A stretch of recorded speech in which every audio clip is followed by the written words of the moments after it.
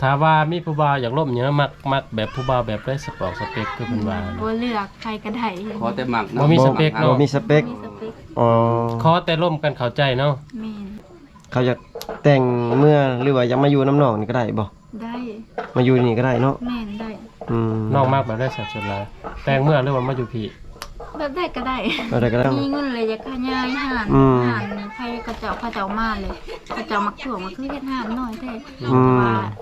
เต่าเขาว่ายังบ่มีทุนไปว่าอยากเฮ็ดหานใหญ่ว่าจัง แฮงอยากเฮ็ดใหญ่กอพุ่นแหล้วเนาะ แม่น อืม อยากขยายอยากได้สังกะสีนะ อืม อยากได้สังกะสี อ๋อคือน้อยอยากได้ช่างกะชีสิต่อห้านออก แม่ ต่อเติมห่านออกพี่น้องมันน้อยๆอีหลีได้นี่เด้ประมาณ2เมตร สินอน 3เม กั ต น ร ยังบ่มีเนาะ แม่ นอน ประมาณ3เมตรได้พี่น้องเอ้ย นอนจะนอนบนแคบๆบนนั้นแหละ นอนก็นอนอยู่หลุมเลยพี่น้อง แม่ เอ้ย น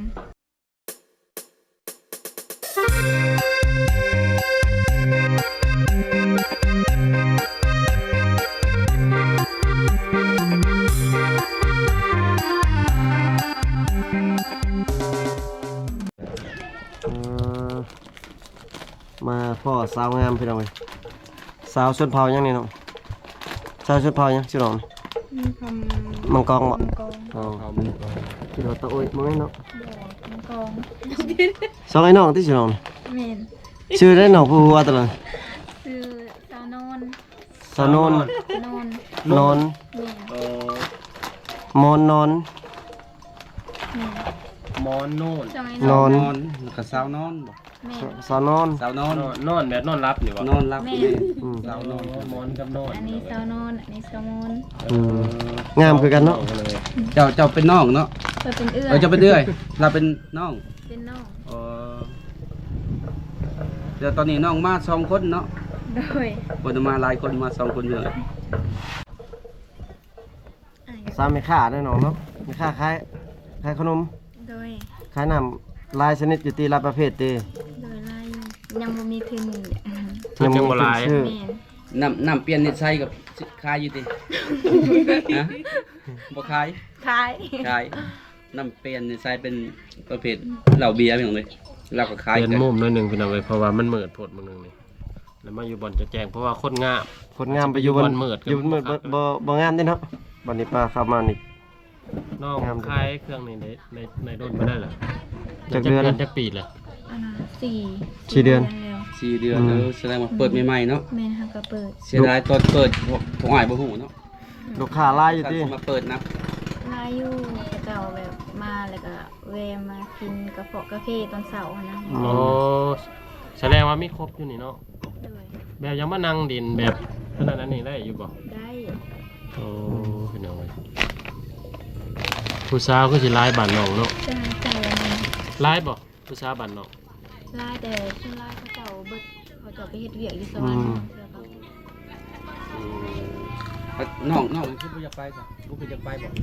น้องจ้ะเป็น ค ยาน บ่กล้านะน้อง บ่กล้า เพิ่นฮู้หลายที่ภาษาลาวเขาเนาะไปเมืองใหญ่ฮู้หลายอยู่บ่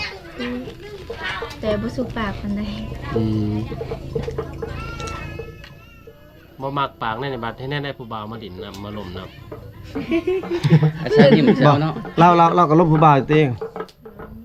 อืมเรามีผู้บ่าวหรือบ่หรือว่ายังบ่มียังโสดเนาะ แม่น น้องมีแล้วบ่น้องนอน ทั้งเอื้อยทั้งน้อง โอ้ แสดงว่าทั้งเอื้อยทั้งน้องโสดเนาะ โสดทั้งเอ้ยทั้งน้องตอนนี้ โสดเบิดซอง ให้มักหักยิ้มได้เด้อที่ทั้งใดหักมักน้องเอ้ย เบาไทยลบก็ได้ติลบได้บ่ เบาไทยก็ได้เนาะบ่ติเนาะ เบาไทยเบิ่งลายได้นี่ บ่าวไทยบ่าวต่างประเทศ น้องมันก็ลิ้นเฟซลิ้นหยังอยู่เนาะเนาะ เล่น ลิ้นลายลิ้นบ่ มีแต่ มีแต่ แล้วก็เฟซ WhatsApp กับ Facebook แม่น อืม น้องนอนเด้ซะลิ้นอยู่บ่ ลิ้น ลิ้นเฟซอยู่บ่ ลิ้น เออ นี่คือกันเนาะ ซื้อได้เฟซน้องบอกได้บ่ ชื่อนางนอนห่วงนาง นางนอน นั่งนอน ภาษาลาวนางนอน นั่งนอนภาษาลาว พี่น้องเอ้ย มันน้องได้สิ นอนพี่น้อง บัดเอื้อยนี่เด้ซะ อันน่ะมอน มอนตัวลาวตัวไทย มอน เป็นภาษาอังกฤษ อ๋อมอน M O N E โอ้มอนอังกฤษเนาะ มอน Miss เป็นภาษา มอน พี่น้องเอ้ย ถักหาได้พี่น้องเว้ยเพราะว่าน้องเพิ่นยังโสดอยู่ อยากมาฝากมาอุดหนุนห้านน้องก็ได้พี่น้องเพราะว่าหน้าห้านน้องก็ขายหลายอย่างอยู่ห้านห้าก็เปิดได้ประมาณ3 เดือนบ่น้องวะ 4 เดือนเนาะ 3-4 เดือน แต่ว่าตอนนี้ยังขาดยังไหนนั่นนี่พวก น้องอยากขายแบบว่าประเภทแบบน้ำมันอันนั้นน้ำมันใส่รถจักรบ่เรือมะเพ็ดจังซี่อะนะแต่ว่ายังบ่มีทุนจะเทื่อ อยากขายหมักเพชร แม่น เกลือเป็นนัวมีแล้วบ่ คือเป็นมือมีแบบมีโบราณหั่นนะแบบซื้อแบบซื้อประมาณ5 ถุงจังซี่อะนะมีเงินหลายก็สิซื้อเป็นแบบเป็นซุปเลย เป็นโซบเป็นแก๊สเนาะ แม่นเป็นซุปเป็นแก๊สได้หลายแน่ พื้นเฮายังบ่พอเนาะ แม่น ขึ้นน้องเพิ่นบ่มี พ พี่ อ น้อง จะซื้อมานํเด็กน้ำหน่อยน้องบ่ไกลเนาะ น้องลงทุนนี่แม่นหลายปานใดน้องลงทุนทบิดนี่ เงินอยู่ในเฮือนนี่พอลงทุนให้ก็5 ล้านแล้วก็ ไปซื้อเครื่องอยู่หันเดียดเลยอันนั้นเขาเอาติดเขาเอาแต่ตอนนี้ก็ยัง จะจ่ายครึ่งหนึงติดไว้ครึ่งหนึง แม่น เอาแบบลักษณะเอามาขายก่อน แม่น เอาเครื่องเจ้ามาดาวไว้ก่อนเด้อ อืมเอามาขายก่อนแล้วก็กำไรแล้วก็จังเอา อันน่ะ ส่งทุน แบบว่าทุนน่ะเอาไปซื้อต่อแล้วกำไรกับน้องก็บ่ได้จับแล้วก็ไปทอกเขาเจ้าเทื่อละล้านจังซี่ ก็แค่กว่าอยู่ละล่าเนาะขายก็พอได้กำไรเนาะเนาะ พอได้ซื้อเครื่องสำอางตัวเอง มื้อหนึงเฉลี่ยนี่ในไลฟ์เป็นไดมื้อละหลายสุดมื้อใดขายหยัง คันเขาเจ้าแบบมาอุดหนุนซื้อเบียร์อิหยังก็ได้ประมาณ5 แสนบ่6 แสนจังซี่นะตัวนี้ ตัวมือ บางเทื่อแบบเด็กน้อยเขาจะมาซื้อขนมอิหยังก็สูงสุดก็ประมาณ2 แสน2 แสน5 กับบ่รุดมื้อหนึงแสนหนึงเนาะเฉลี่ยเนาะ แม่น ก็สมควรอยู่เนาะเพราะว่า โอเคอยู่พี่น้องเอ้ยทำเลดีอยู่ห้านแคมทาง ขายเครื่องดีพี่น้อยขายดีหั่นน้อยๆแต่ว่าลูกแม่ค้านี่ใจดีพี่น้อยแถมใจดีทั้งงามพร้อม แม่น ขายไถ่บนทุกอย่างบ่ แถมโสดพร้อมพี่น้อย เครื่อง ถ้าว่าผู้ใดมาตอนนี้ก็มีโปรโมชั่นตัวแถมจิตใจเพิ่นไปนํพี่น้องเอ้ยเพิ่นโสด ใครไกลไปไกลมาทางเขตตังอะไรเนาะเมืองน้องฮัตตะโอยพี่น้อยฝากมาอุดหนุนน้องเพิ่นแหน่ออกจากตัวเมืองแม่นห้านน้องเพิ่นสิอยู่บ้านที่2หรือที่3เอ้ย ที่สอง บ้านที่ สาม 2เนาะ ซอง สิเห็นอยู่แคมทางหั่นน่ะแคมทางแล้วก็มีผู้งามๆขายเครื่องอยู่นี่พี่น้องเอ้ย มีซอกสาวเนาะสองนี่เนาะ เอิ้นหาแวหารถเนาะ อยากฮู้อยากเห็นเงินน้องบัดหรือว่าหารน้องพี่น้องเอ้ย จักจะมองน้องอันน้องปิดอาหารนี่ อิงตาม อิงตามลูกค้า แม่นอิงตามเขาเจ้ามากินเบียร์บางเทื่อก็เขาเจ้ากินจนบางเทื่อก็ฮอด1 โมงอิงตามลูกค้านะแต่ว่าฮอดเวลาดึกประมาณ1 โมง2 โมงเขาก็แบบเขาเจ้าเปิดตู้เขาก็คอยพอลงจังซี่ อื นะยัน ม ผู้อื่น แสดงว่ากินได้สดแจ้ง แต่ว่า ยิ่งตามลูกค้าอยากอยู่ แม่นแต่ว่า เสียงตู้ดังพี่น้อง แม่น แต่ก็อยู่ในกฎระเบียบเฮาเนาะ พรเสียงตู้ลงมันดึก แม่น อืม ก็ประมาณ 7-8 โมงก็เปิดสำหรับจะเปิดก็เปิดเลย แต่ว่ายามดึกๆก็ยังคนเขาเจ้านะเขาเจ้านอนเขาก็พอลงอย่างนี้นะ น้องนอนนี่กับน้องนอนน้ำหนองอยู่นี่บ่ แม่นอนนำกัน อืม ผู้บ่าวก็บ่ได้มาดินมาหยังบ่ซะ อืม อย่างว่าเขาเจ้าขี่รถจักรแล้วยังมาดินนำนะ บ่บริสุทธิ์หนึ่งชุมนี้ เขาบ่ได้มาหยอกแล้วเนาะ บ่จุฬาเขาเจ้ามีแต่มากินเบียร์แบบนี้ซื่อ อืม ๆคือแต่เก่านี่ก็มีอยู่คนไปเล่นอยู่เฮือนน้อง เขามาเขาบ่ได้นั่งดินอยู่นี่บ่หรือว่านั่งดินเทื่อนผู้ ๆช่วงแต่เก่านะยังบ่ได้เฮ็ดห้านเด้มีเฮือนแหละเขาเจ้ากล้าคือสิแม่นบ่กล้าที่มีห้านแบบนี้เลย โอ้ตะกี้น้องนอนอยู่เฮือนหลังจากเฮ็ดหานแล้วก็นอนอยู่หานนี่ แม่น แบบนอนอยู่เฮือนแล้วเขาไปหาขึ้นไปหาอยู่เฮือนแล้วได้เนาะผู้บ่าวตะกี้เนาะ แม่คือมีห่านมานี่นะแบบว่า อืม แต่มิดพ่อกับแม่ก็แบบว่าย่านเราย่านแม่ให้นอนอยู่ตาราง ให้นอนผู้เดียว แม่นแหละมันยากแบบนี้ยากแบบว่าเขาเจ้ามาซื้อเครื่องเลย ตอนเลิกตอนยังเนาะ อืม แหละขี้ขลาดแบบใครกระแจงสินะ ก็เลยแบบย่างเขาเจ้าปลุกเฮาก็ลุกให้เขา ถึ เจ้าง แล้วสบายหน่อยบอกคือน้องว่าน้องโสดนะน้องโสดดนไปเลยล่ะระยะปีเดือนน่ะ โสดดนแล้วบ่หรือว่า เรือบ่ สูดดนแล้ว เดินเลยเนาะ โดย แสดงว่าหลายเดือนหลายปีแล้วเนาะ โดย โสดจนยังบ่มีไผจีบ คือว่าสนองงามเบิดทั้งซองไอ้น้องคือว่าโสดบ่มีคนมัก ดอก บ่แม่นเลือกบ่ บ่เลือก อืม ต่างบ่มีผู้มั่งบ่ อย่างมีคนมาก โอ้ คือว่าคนบางงามถือว่ายังโสดพี่น้องเอ้ย แต่ว่าบ่ได้เนาะบางเทื่อครับ FC อีกเทื่อหน้าเทื่อในเพิ่นฮู้เพิ่นสิติดต่อหาทำเพจทางไลน์น้องก็มีเนาะหรือว่าติดตามช่องของทีมงานของเฮาพี่น้อง ส่วนหลายคือเขาว่าคนงามโสดนั่นเขาว่าเลือกลายเลย อืม แม่นบ่ บาง เนาะ คนก็ว่าเลือกหลายแต่บ่ได้เลือกเลยแต่บ่ได้มี เอาไอ้ท่านเนี่ยความจริงอ่ะตอนนี้มีผู้บ่าวที่ว่าอยากจีบน้องจักคนบ่มีอยู่บ่อยู่ในโทรศัพท์อ่ะ อยู่ในโทรศัพท์บ่ มีอยู่บ่เฮ้ยจี ได้ บ ประมาณ2คนแต่ นั่ ว่าน น่ะ อ๋อ บ่ถึก บ่ถึงตาเพิ่นบ่ แต่บ่แม่นว่าถึกตา ประมาณ2คนเนาะ โดย บ่แม่นบ่นี่บ่แม่นบ่าวท่านมานี่บ่แม่นเป็นบ่ผู้หนึงบ่จัก บ่ความเป็นนายห้างได้ค่อยได้ คือน้องว่าบ่ได้เลือกแบบถ้าว่ามีผู้บ่าวอยากล่มเยอะมักแบบผู้บ่าวแบบได้สปอร์ตสเปคคือเพิ่นว่า บ่เลือกใครก็ได้ ขอแต่หมักเนาะ บ่มีสเปคเนาะ บ่มีสเปค มีสเปค อ๋อ ขอแต่ร่วมกันเข้าใจเนาะ แม่น โอ้ บ่มีสเปค อายุน้อยอายุใหญ่เอาได้หมดแม่นบ่ ได้เพิ่น โอ้น้องเอ้ย ถือว่า ผู้เฒ่าผู้แก่ ถือว่าสเปคนี่ร้อยเลยนะ อืม เฮ็ดเรียกได้บ่ ขอแต่แบบมาโดวยความจริงใจ แม่ พี่ น น้อง แม่น ว่า น้องต้องมาความจริงใจพี่น้องเอ้ย ก็สบายคือกันได้พี่น้องเลย แม่น พอได้มาช่วยน้องค้าขายขึ้นเติมเนาะขยายหารพี่น้องเลย สมมุติว่ามีผู้อยากล่มหรือว่าผู้มักผู้อยากได้น้องนี่เขาอยากแต่งเมื่อหรือว่าอยากมาอยู่น้ำน้องนี่ก็ได้บ่ ได้ มาอยู่นี่ก็ได้เนาะ แม่นได้ อืม น้องมากแบบได้สัดส่วนหลายแต่งเมื่อหรือว่ามาอยู่พี่ แบบได้ก็ได้ เอาได้ก็ได้เนาะ อืม คันมาอยู่นี่ก็ขยายห่านออกให้มันใหญ่เนาะคลายเครื่อง มีเงินเลยอยากขยายห่าน อืม ห่านใครกระเจ้าเขาเจ้ามาเลยกระเจ้ามักถ่วงมาคือเฮ็ดห่านน้อยแท้ อืม ว่าเต่าเขาว่ายังบ่มีเพิ่นไปว่าอยากเฮ็ดห่านใหญ่ว่าจัง แฮงอยากเฮ็ดใหญ่กอหมดแล้วเนาะ แม่น อืม อยากขยายอยากได้สังกะสีอะนะ อืม อยากได้สังกะสี โอ้คือน้องอยากได้สังกะสีสิต่อห้านออก แม่ ต่อเติมห่านออกพี่น้องมันน้อยๆอีหลีได้นี่เด้ประมาณ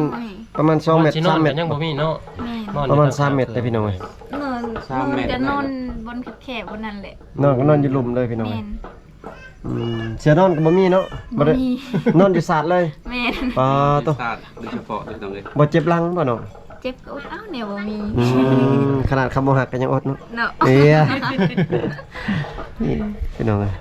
คือภายในห้านน้องเนี่ยถ้าว่ามีผู้ใหญ่เพิ่นอยากช่วยเหลือแบบอันนั้นอันนี้น้องอยากต้องการหยังในห้านนี่แบบเครื่องซื้อของขาย ตัวมันจำเป็นเนาะ จำเป็น นอนอยากได้สังกะสีแล้วก็อยากได้ปูน อื โอ้ ม สังกะสีระบบปูนมาเท สังกะสีประมาณ ก็ จะแพนบ่ไง พี่น้องเอ้ย เพราะว่ากี่หินยังน้องก็มีอยู่พี่น้อง 2 4 6ประมาณ ที่ แปดแผ่น กับนี่เขาเจ้าวานนี่ อืม คันรถเท่าไหร่นะ 700,000 พี่น้อง700,000คันรถหนึง บ่วงหนึงมาจาก สองบ่วง บ่ สองบ่วง เด้อ ประมาณ เรือเขาเจ้าเฮ็ดอยู่ในโรงเรียนแหละ โอ้ เขาเจ้าจะคายออกเลยเรือได้เชิญไป บ้านเพิ่นขายออก ประมาณเม็ดก่อนหนึงไม่ได้บ่ไกลไป ซื้อเอา ลายไปได้ ซื้อเอาเลย แม่น อืม บ้านพวก คือบ่เห็นพวกประเภทแซ่ของหยอกของเย็นตู้ซอกตู้แซ่ ยังบ่มี ยังบ่มีตู้ น้อง แช่ บ่อยา เนาะ กได้ว่าซั่น อยากได้ อยากได้เงินตู้เนาะ ยังบ่มีตู้แช่ อืม เขาเจ้ามากินเบียร์ก็ถามตลอดว่า แม่น ตู้แช่ อืม ยัง เพราะ บ่มีเงิน น้ำดื่มมันบ่เย็นเนาะ แม่น คันน้ำเย็นนอนฮ้อนก็มีกินก็มีแห้งได้พี่น้องเอ้ย เขาเจะมักกินแบบน้ำเย็นๆเด้อพี่น้องแต่ว่าน้องบ่มีตู้แช่ อืม ยังขาดตู้แช่พี่น้องหรือว่าตู้เย็นเนาะตู้เย็นมีบ่ตู้เย็น ตู้เย็นมีแต่ อยู่เทิงเรือน อยู่เทิงเรือนพ่อกับแม่ แต่คืออยู่นี่มันต้องตู้แช่ยืนเนาะตู้แช่อันนี้ใช้ๆที่เขาเจ้าแช่น้ำเย็นอิหยังน่ะพี่น้องเอ้ย เหลือกัน อืม คือน้องเพิ่นว่าความต้องการก็คืออยากได้สังกะสีแล้วก็คือไม้นี่มีบ่สมมุติว่าคันมีสังกะสีนี่ ใหม่นี่คันทำมีเงินก็มีแต่เฮา เลื่อย สั่งให้เขาเจ้าตัดกับเขาเดียว เออ เลยเขาเดียว อยู่ แต่ บ้า ว่า นก็เขาเลยค่ายอยู่บ่ แม่น ใหม่โอ้ แต่ว่าอยู่เฮือนน้องนี่บ่มีเนาะมีแต่ไปเลื่อย แม่ เลื่อยตื้มเนาะ แม่น อืม มีเงินแล้วก็มีแต่สิ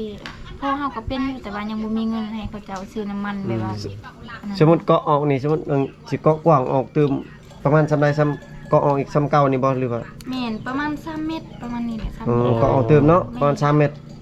ขยายเอาอีก อื เนาะ มประมาณชั้นนี้แหละบ่ไกลนี่สังกะสีเนาะ ก็พอดีงาม ก็พอดีเกาะประมาณพุ่นแล้ว อย่างน้อยก็มีบอลอยู่บอลนอน ประมาณ2เมตรปลาย3เม แล้ ต ว ร ก็เฮ็ด ประมาณ พวกประเภทคล้ายต่ำน้ำอีกคือสิได้คล้ายคิดว่า ประมาณ8แผ่นพี่น้องเลยสังกะสี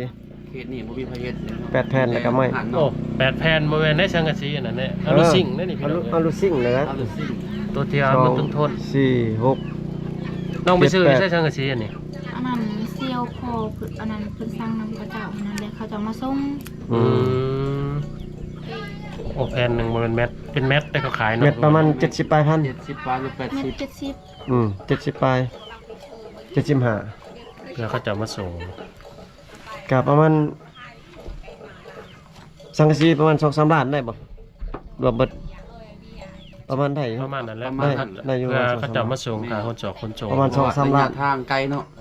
แต่บ้านน้องหาเมือง แต่ว่าไม้ราคาไม้นี่ยังบ่ว่าเติมพี่น้องเอ้ยเพราะว่าไม้นี่ต่างหากถ้าว่ามีแม่นมีผู้ช่วยหรือว่าผู้อยากสนับสนุนเนาะน้องเพิ่นว่าอยากได้ห้านขยายออกเติมกับจะได้ตู้แช่เพิ่นว่าพี่ แช่ น้องนี่ได้เงินมาหมุนซื้อเครื่องซื้อของนี่แหละเพิ่นพี่น้องเอ้ย ประมาณ5-6 ล้านหรือว่าน้องซื้อเครื่องในเครื่องนี่หรือ18ล้าน อยู่ห้านนี่ประมาณ10 นี่ คือว่าแล้วเครื่องของนี่แพงอยู่จังได๋ ขึ้นนะ เครื่องแพงเนาะ เบียร์ยังก็ขึ้นมาเลย เบียร์เขาลักนี่มัน2เส้นปลายหรือบ่เดี๋ยวนี้ 2,400,000 2เส้น4ก็ เครื่องอีหยังก็ขึ้นเบิดอยู่ตลาดเนาะบ่ขึ้นแต่แนวเดียวเนาะค่าดองบ่ขึ้นเนาะค่าดองนี่ต่อเอาค่าดองนี่เอ้าบ่แพงก็ยังต่อได้ พอดีบ่ พี่น้องเอ้ยน้องบ่ได้เฮ็ดเวียกเฮ็ดงานหยังบ่อยู่ในเฮือนซ่านนี่มีแต่ขายเครื่องนี่บ่ ก็เฮ็ดอยู่เฮ็ดให้เฮ็ดนา อืม เฮ็ดมันต้นปลูกมันต้น ส่วนหลายน้องก็มีแต่หลักๆก็คือเฝ้าห้านขายเครื่องเนาะ แม่นคันได้ไปเฮ็ดเบิดก็บ่มีคนเฝ้าหานี่ อืม มีแต่แบ่งกันกับน้องหันนะ อ๋อ เปลี่ยนกันไป แม่นเป็นกันไป อืม แบบนั้นได้พี่น้องไว้2เอ้ยน้องก็ต้องเปลี่ยนกัน เปลี่ยนคนละมือบ่มื้อนี้เจ้าเบิ่นค่อยว่า2ให้น้องเปลี่ยนได้แต่ไปให้ไปหน้าไปน้องเลยแต่ว่าเปลี่ยนลูกเปลี่ยนผัว คือน้องว่า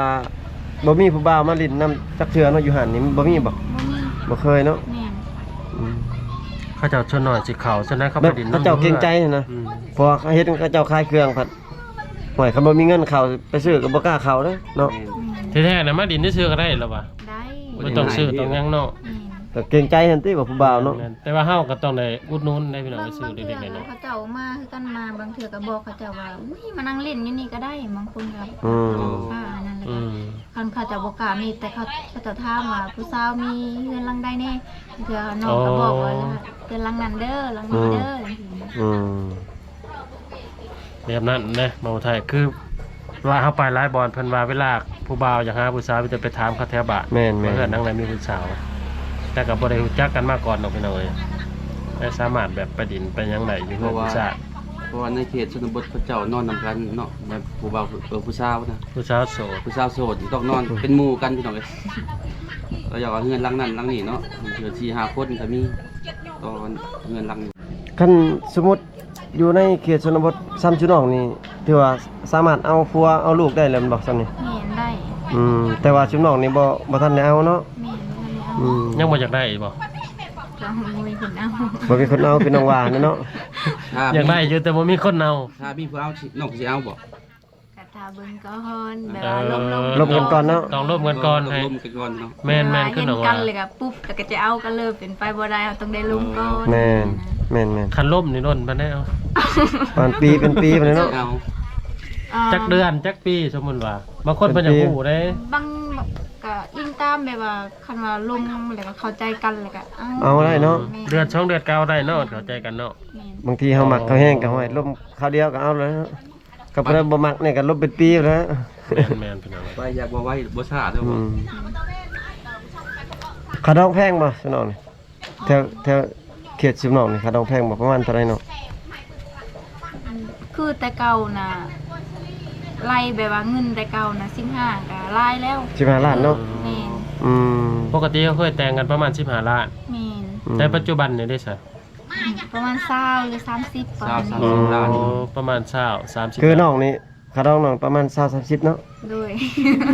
น้องสาวนอนนี่ซะ เลยสาวนอน คือกันบ่ สานอนเท่าไหร่ คือกัน คือกัน สมมุติเพิ่นบ่มีฮอด30เพิ่นขอลดจัก เล็กๆน้อยๆก็ได้ติ ได้ เออ บอกเพื่อต่อนี่เนาะ คนมักกันเด้อเว้า พอรุดตัวดาวไว้เนาะดาวคือดาวรถ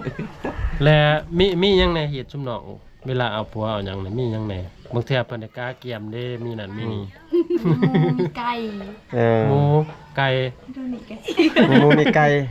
แบ่ก็มีบ่ แบบมีบ่ แบ่ก็กินกันบ่ เมื่อนั้นก็เตรียมก็ตะกี้ กินงัว ก็ย่างว่า คันบ่มีงัวบ่มีควาย เอาแบ่ตั้ง